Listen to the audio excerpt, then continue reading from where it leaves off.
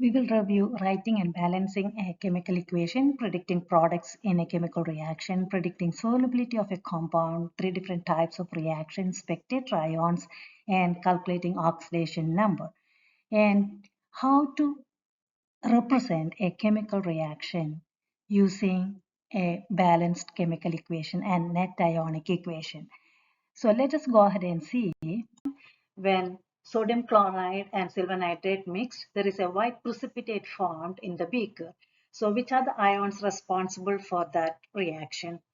That is, only silver ion combines with a chloride ion. This is from sodium chloride, but it doesn't matter. It can be from KCl. And this is from AgNO3, but it doesn't matter. Any Ag ion, silver compound can be combined, that is soluble in water, can be combined in order to get AgCl. So in a complete equation, normal balanced chemical equation, we will write if it is NaCl plus AgNO3, we will get N-to-N combination and this combination, right? Center to center. So NaNO3 we will get and AgCl we will get. This is the complete equation. This shows that, okay, these are the two chemicals I mixed and I got AgCl as solid. That is the reason for the chemical change. This is the equation for that whole reaction. But depends on the details the chemist need. He needs to know or she needs to know only which are the ions responsible for that chemical change. So that is what is the net ionic equation. So irrespective of the source, the chemist can form this product. So that is what is simplified by the net ionic equation. So what is the final equation for that product formation? Okay, so that is what is net ionic equation is. That is why it is important.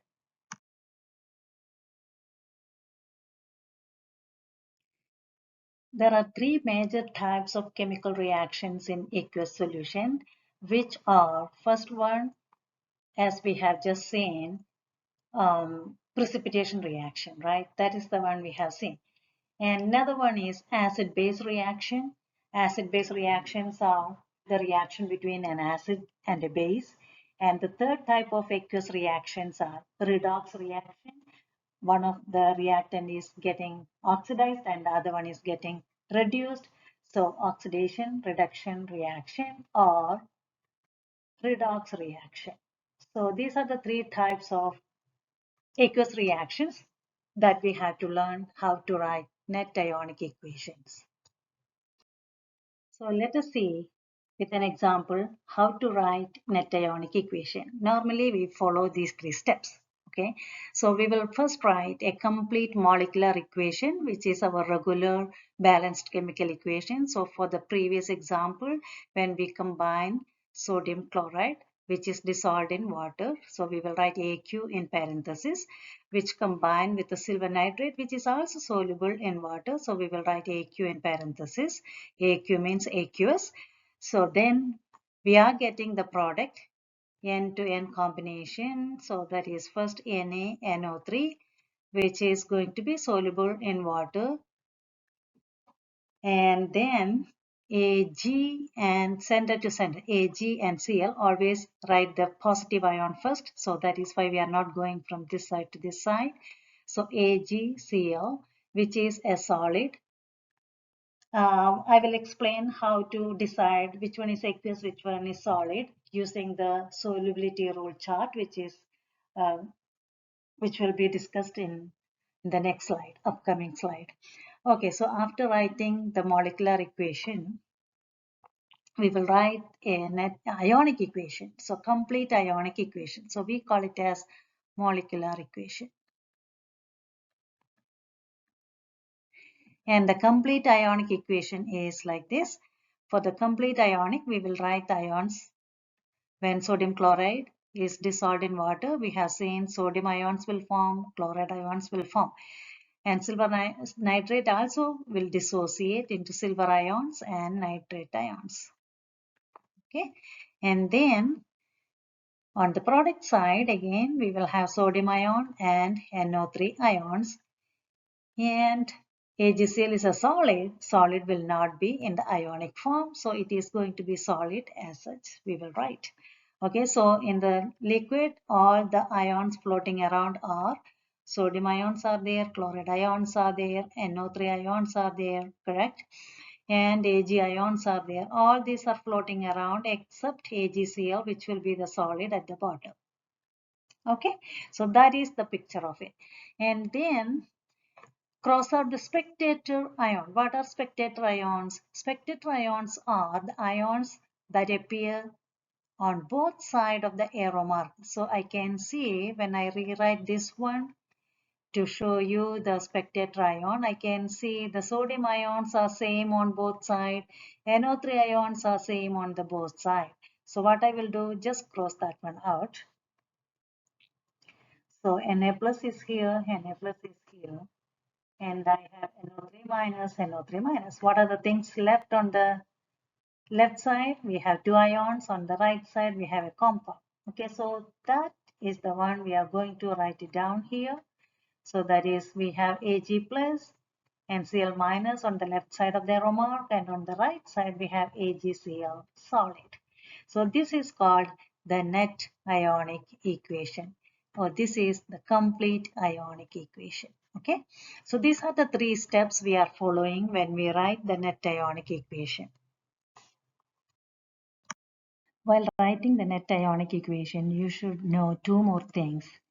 Which one will ionize, which compound will ionize, and how to determine the solubility and write the state symbol of that compound. Solids, gases, and pure liquids are not going to ionize, and weak acids are also not going to ionize. So whenever you see S in parenthesis, do not ionize that compound. Whenever you see G in parenthesis, do not ionize, and L, do not ionize, and weak acids will not ionize. Okay, so these points you should remember while writing net ionic equations. Here is an example chart for the solubility rules. You may have a different one in your reference material, but in basically how to read that one is compounds contains lithium ions, sodium ions, potassium ions, and ammonium ions are always soluble. Okay, always soluble. There are no exceptions for these ions. Say for example, if you are putting an ABr, K2SO4, ammonium carbonate, all these salts are going to be soluble in water. And another example, let us take NO3 minus and acetate ions, always soluble. Okay, there are no exceptions here either. So let us see another example here, chloride, bromide, and iodide. These are mostly soluble, not always soluble. There are some exceptions. We have already seen AgCl is insoluble, and in the example we are discussing now, the lead iodide is insoluble, right? So that is how it is going to be helpful. The solubility chart is going to be helpful for you to decide, okay, which salt is going to be insoluble, which salt is going to be soluble in water. So you can always refer to this one, all right? Now you can try writing an ionic equation for the reaction between sodium sulfate and barium chloride and check your answer. You must have these equations in front of you now. The molecular equation Na2SO4 plus BaCl2 gives you 2NaCl plus BaSO4. That is the balanced chemical equation. So then you must be having the complete ionic equation, 2Na plus because there is a subscript 2 here, and then SO4 2 minus, and Ba2 plus because barium is charge is 2 positive, and there are 2 chlorines, so 2 Cl minus, right? And then here 2 coefficients, so that 2 goes for Na as well as Cl, so 2 Na plus and 2 Cl minus. And then BaSO4 solid, we cannot split into ions. So you must be having the spectator ion crossed out, and you have the net ionic that looks like this, right? Good job. Let's see another example. Write net ionic equation between sodium hydroxide and hydrochloric acid. So it is very clear that it is written hydroxide, so that's a base. And it is written hydrochloric acid, so that is an acid. So this is a reaction between acid and base, so which is acid-base reaction. You will get salt plus water. That means acid is getting neutralized by base. So we are going to write the neutralization reaction for sodium hydroxide and hydrochloric acid. So let us see how to write the net ionic equation for this reaction. This is a particle representation of neutralization reaction we just discussed. HCl is the particle diagram here, and NaOH, when it combined, we will get water and sodium chloride. Okay, so now how to write the complete molecular equation, balanced equation. Let's see. So HCl, the state of matter AQ, which is dissolved in water, AQ with NaOH gives you NaCl, AQ, and water, pure liquid. So this is our molecular equation, which is already balanced. You can see that. And now let us write the complete ionic equation. So it is going to split because it is a strong acid. So H plus, Cl minus, Na plus, OH minus, and Na plus and Cl minus on the right side as product side. And water we cannot split because it is pure liquid. And now we can see the spectator ions on both sides, which is looking same on both sides, Na plus, Cl minus, and Cl minus. We are going to take those spectator ions off and we are going to write our net ionic equation. H plus plus OH minus gives you H2O liquid. That is the net ionic equation for a strong acid combines with a strong base. Okay, here the reaction between zinc and copper sulfate. So let us write that equation first. Zinc is Zn. It is not a compound, so definitely that is solid. That's a metal, correct? Plus copper sulfate, so CuSO4, which is aqueous, which is dissolved in water. So you will get, it's a single displacement reaction, oxidation reduction reaction, right? So here Zn combines with the SO4 because Zn is more reactive than copper in the reactivity series. So we will get the product ZnSO4, which is Aq, can be soluble in water, copper, which is solid. So then we will write Zn is solid, so we have to just write as such that one, and copper will be ionic form, SO4 will be ionic form, will give you Zn ionic form, SO4 ionic form, and copper in the solid form. So do we have a spectator ion here? Yes, I can see SO4 minus 2, SO4 2 minus, it doesn't matter 2 minus or minus 2, it can, right? Either way. So both are cancelled out, right? So we will write the net ionic now. How can we write the net ionic is Zn solid plus Cu 2 plus gives Cn plus 2 plus Cu solid. You can see that this is an oxidation reduction reaction very clearly because Zn oxidation number is 0, Zn here it is plus 2, so that means oxidation number increases, so this is oxidation.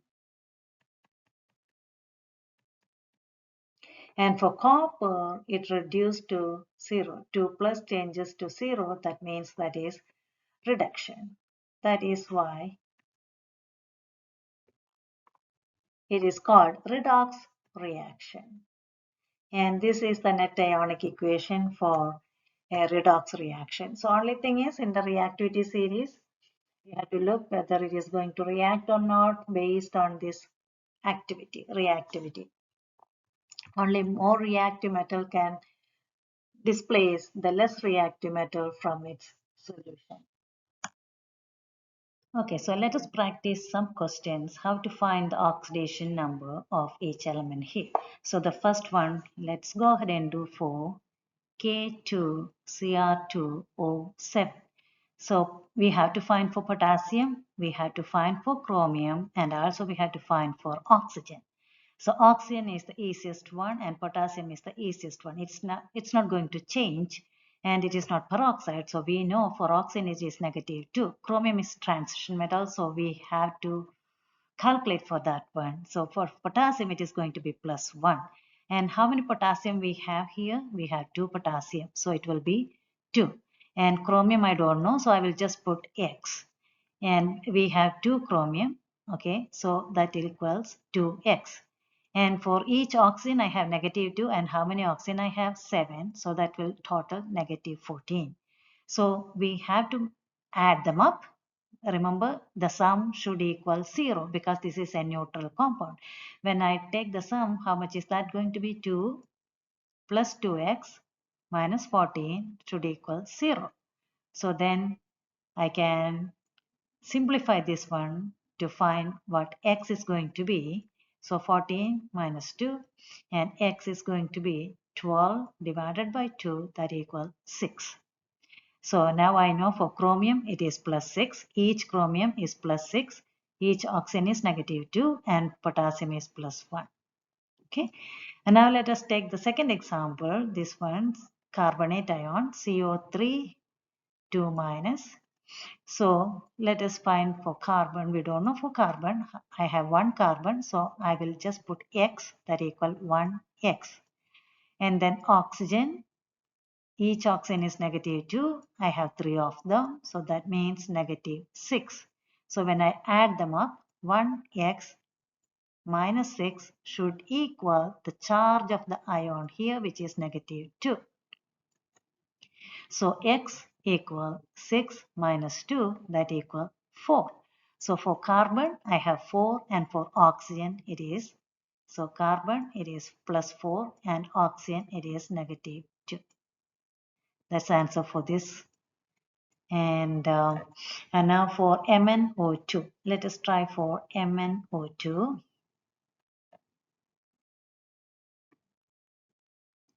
Okay, so let us try for Mn. I don't know. So Mn, I can actually simplify now. You know the method. So I will just write X plus I have 2 oxygen. Each oxygen is -2. This is a neutral compound, that equals 0. So X minus 4 equals 0. So X equals 4. That's how I can do. The next one is PCl5.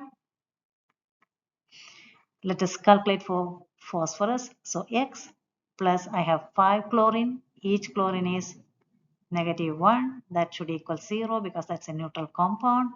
X minus 5 equals 0. So X equals 5. All right. And now the last one, SF4. How to do that one? X plus fluorine is -1. So 4 times -1 should equal 0.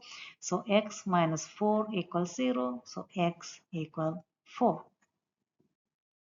Okay, that's how we can calculate the oxidation numbers. And now try these equations, complete the equation and classify and balance it. Okay, and check your answer in the next slide. You can pause it and try to do it by yourself and check your answer in the next slide. Here you can see the answers, and please check and see whether you are getting it or not. And yeah, so practice more questions and equations, and how to write the product is important, and the state of matter, how to write AQ, when to write S, when is it going to be precipitation reaction. All these are very important when you go into the net ionic equation. Okay, so I